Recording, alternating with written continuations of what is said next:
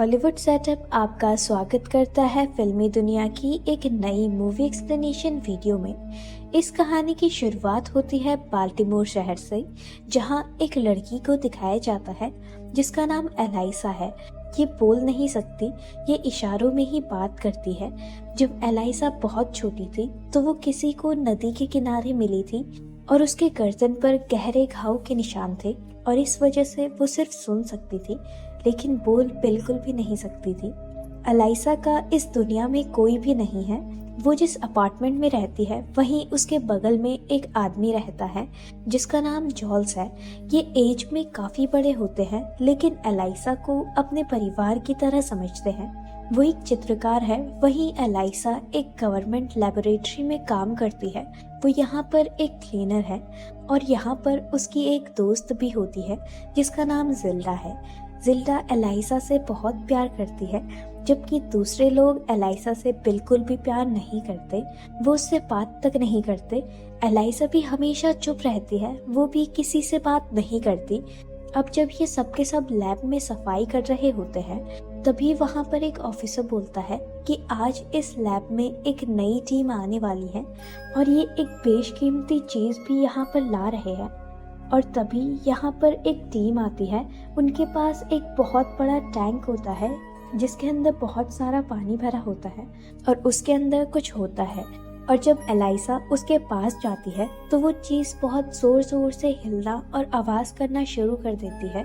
तभी लैब के कुछ लोग आते हैं और उसे एक सुरक्षित कमरे के अंदर ले जाते हैं। अब अगले दिन जब ये सफाई कर रहे होते हैं तो उसी रूम से जिस रूम में वो विचित्र चीज रखी थी वहां से एक आदमी निकलता है और इस आदमी का नाम होता है कर्नल रिचर्ड और ये इस पूरे प्रोजेक्ट का हेड है। उसके हाथ से बहुत सारा खून निकल रहा होता है और तभी उसके बाकी साथी आते हैं और वो रिचर्ड को वहां से लेकर जाते हैं। इसके बाद एलाइसा को और जिल्डा को कहा जाता है कि जाओ उस रूम की सफाई करो। और जब ये उस रूम में जाते हैं तो ये देखते हैं कि चारों तरफ वहाँ पर खून ही होता है और वहाँ पर तो कटी हुई उंगलियां भी पड़ी होती हैं। जिल्डा बोलती है कि मैं किसी को यहाँ पर बुला कर लाती हूँ और वो किसी को बुलाने के लिए वहाँ से चली जाती है। तभी एलाइसा वहाँ पर देखती है कि पानी का एक बहुत बड़ा एक्वेरियम है जिसके बाहर ग्लास होता है। और जब वो उसके पास जाती है तो वहाँ पर एक अजीब सी चीज आती है जो बिल्कुल इंसान की तरह दिखती है।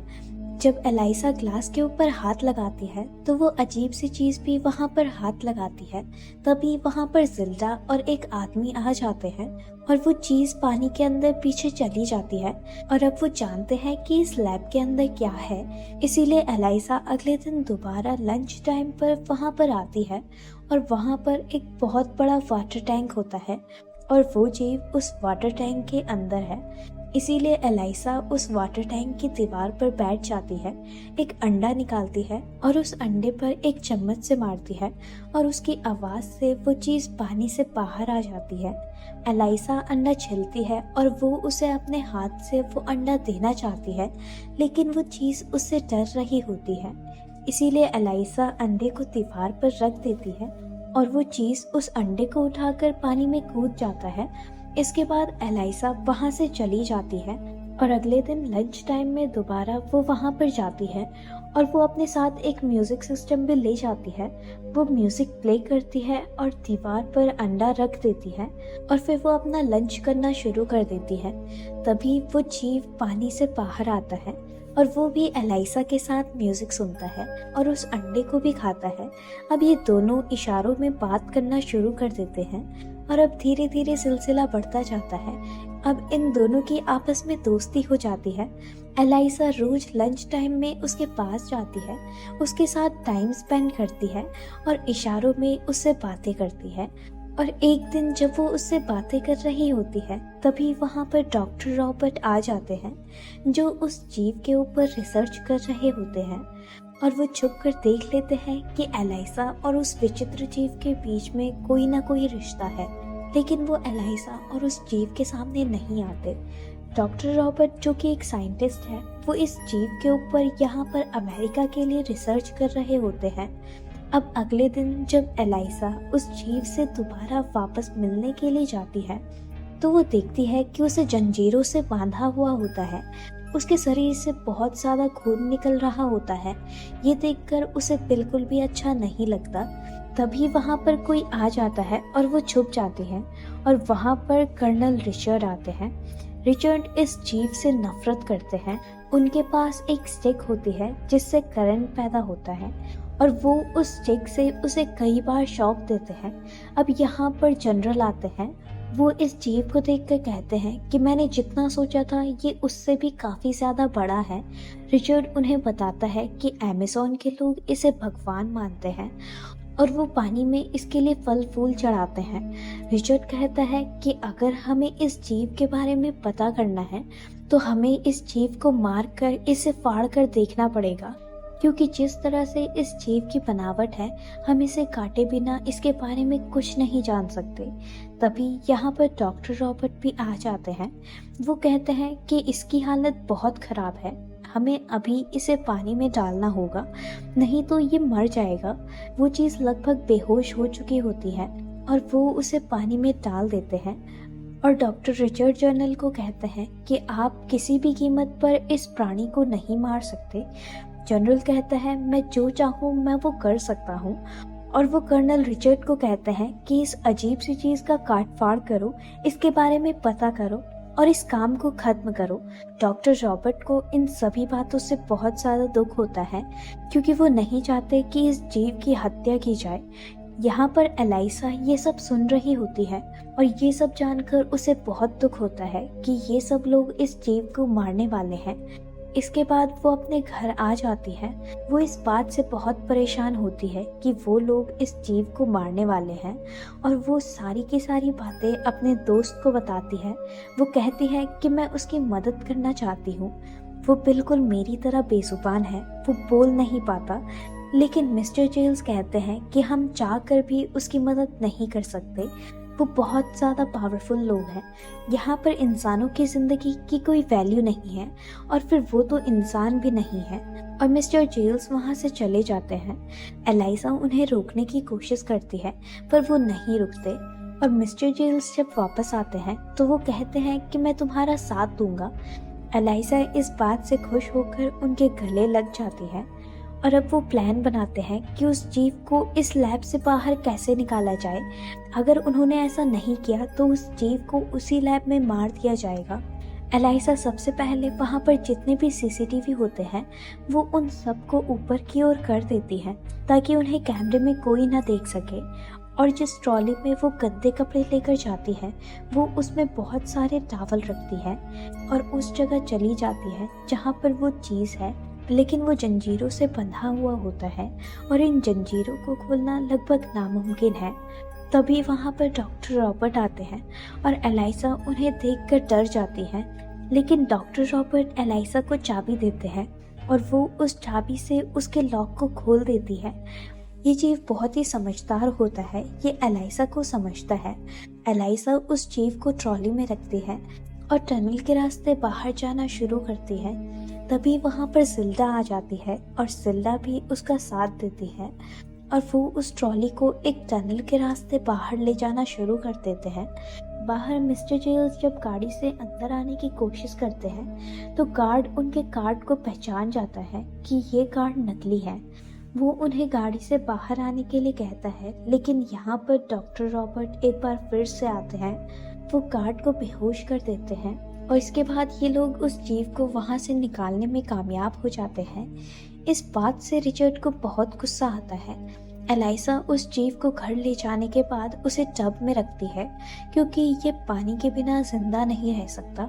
एलाइसा अब खुश है क्योंकि उसका दोस्त मिल गया है और वो उसे एक ग्रीटिंग कार्ड भी देती है और साथ ही साथ वो तय करती है कि 10 तारीख को यहाँ पर जो नदी है वो उसे उसमें छोड़ देगी क्योंकि उस दिन बारिश होने की पूरी संभावना है। अब अगले दिन एलाइसा काम पर जाती है क्योंकि अगर वो काम पर नहीं गई तो सबको शक हो जाएगा। वहीं घर पर मिस्टर जेल्स उस जीव के पास बैठे होते हैं। मिस्टर जेल्स को वहाँ पर नींद आ जाती है और तभी वो जीव टब से बाहर निकलता है और वो मिस्टर जेल्स की बिल्ली को मारकर खाने लगता है। तभी जेल्स की नींद खुलती है और वो उसे ऐसा करने से मना करता है। लेकिन वो जीव वहाँ से डर कर भाग जाता है। इसी बीच मिस्टर जेल्स भी जख्मी हो जाते हैं। अब एलाइसा घर वापस आती है तो वो देखती है कि वो जीव घर पर नहीं है। मिस्टर जेल्स बोलते हैं कि उसकी कोई भी गलती नहीं है, वो शायद डर गया था, तुम जाओ और उसे ढूंढ कर ले आओ। और एलाइसा बाहर जाकर उसे ढूंढ कर घर वापस ले आती है। वापस आने के बाद उस जीव को अपनी गलती का एहसास होता है और वो मिस्टर जेल्स के सिर पर हाथ लगाता है। अगली सुबह मिस्टर जेल्स उठते हैं तो उनके घाव पूरी तरह से ठीक हो चुके होते हैं और यहाँ तक कि उनके सिर पर बाल भी उग जाते हैं, जिस बात से इन्हें बहुत खुशी होती है। और साथ ही साथ अब एलाइसा और इस जीव की दोस्ती भी प्यार में बदल जाती है। वहीं दूसरी तरफ कर्नल रिचर्ड को जनरल कहते हैं कि अगर तुमने उस जीव को नहीं ढूंढा तो तुम्हारी नौकरी खत्म हो जाएगी। इस बात से कर्नल रिचर्ड बहुत परेशान हो जाते हैं। कर्नल रिचर्ड को डॉक्टर रॉबर्ट पे शक होता है। वो उसके घर के बाहर जाते हैं, तब ये देखते हैं कि डॉक्टर रॉबर्ट अपने घर से बाहर जाते हैं और वो दो आदमियों से मिलते हैं, लेकिन वो दोनों आदमी डॉक्टर रॉबर्ट के ऊपर गोली चला देते हैं। लेकिन तभी वहाँ पर कर्नल रिचर्ड भी आ जाते हैं और वो उन दोनों को मार देते हैं। डॉक्टर रॉबर्ट को भी गोली लग जाती है। कर्नल रिचर्ड डॉक्टर रॉबर्ट से पूछते हैं कि वो जीव किसके पास है, लेकिन डॉक्टर रॉबर्ट इन्हें कुछ भी नहीं बताते। और कर्नल रिचर्ड जब उन्हें बहुत ज़्यादा टॉर्चर करते हैं तो वो सिर्फ इतना बताते हैं कि वो सफाई कर्मचारी के पास है। और इसके बाद डॉक्टर रॉबर्ट की मृत्यु हो जाती है। अब कर्नल रिचर्ड को जिल्डा पर शक होता है। वो सीधा जिल्डा के घर पर जाते हैं और उसे उस जीव के बारे में पूछते हैं, लेकिन वो कहती है कि मुझे इस बारे में कुछ भी नहीं पता। वो उन्हें कुछ नहीं बताती, लेकिन यहाँ पर जिल्डा का पति कर्नल को सब कुछ सच सच बता देता है। वो कहता है कि मैंने जिल्डा को फ़ोन पर बात करते हुए सुना था और वो चीज़ जिसे आप ढूंढ रहे हैं वो एलाइसा के घर पर है। और ये जानने के बाद कर्नल रिचर्ड वहाँ से निकल जाते हैं, लेकिन जिल्डा एलाइसा को कॉल कर कर बता देती है कि कर्नल रिचर्ड तुम्हारे यहाँ पर आ रहे हैं, तुम जल्द से जल्द उस जीव को लेकर वहाँ से निकल जाओ। और आज 10 तारीख होती है। वो उस जीव को वहाँ से लेकर निकल जाती है और जब कर्नल रिचर्ड एलाइसा के घर पहुँचते हैं तो वो देखते हैं कि वहाँ पर कोई भी नहीं होता। और तभी उन्हें कैलेंडर का वो नोट दिखता है जिसमें एलाइसा ने 10 को मार्क किया था, जिसमें ये लिखा था कि इस दिन वो इस जीव को पास की नदी में छोड़ देगी। वहीं दूसरी तरफ एलाइसा उस कैनाल तक पहुंच जाती है। वो अब उस जीव को अलविदा कहती है, जिससे वो अब बहुत ज़्यादा प्यार करती है। उसे बहुत दुख हो रहा होता है। वो जीव अब अपनी मंजिल की ओर बढ़ रहा होता है। तभी वहाँ पर कर्नल रिचर्ड पहुँच जाते हैं। वो एलाइसा और उस जीव को गोली मार देते हैं, पर वो जीव एक बार दोबारा से उठता है। पर इससे पहले कि रिचर्ड अपनी बंदूक में दोबारा गोलियां भर पाता, वो विचित्र प्राणी उनके पास पहुंच जाता है और वो रिचर्ड को मार देता है। मरने से पहले कर्नल रिचर्ड कहते हैं कि तुम सच में एक देवता हो। अब वो विचित्र प्राणी एलाइसा को अपनी गोद में उठाता है और उसको समुद्र की गहराइयों में ले जाता है। एलाइसा की गर्दन पर जो निशान होते हैं, जो उसकी गर्दन में बचपन से थे, उस प्राणी के हाथ लगने के बाद वो निशान गिल्स में बदल जाते हैं, यानी कि एलाइसा पानी के अंदर सांस ले सकती है। और अब एलाइसा जिंदा हो जाती है और वो पानी में सांस ले सकती है और ये दोनों एक दूसरे के गले लगते हैं और इस तरह से एलाइसा को एक नई जिंदगी मिलती है। इसी के साथ ये मूवी यहीं पर ख़त्म हो जाती है। उम्मीद करते हैं कि आपको हमारी एक्सप्लेनेशन पसंद आई होगी। Thanks for watching.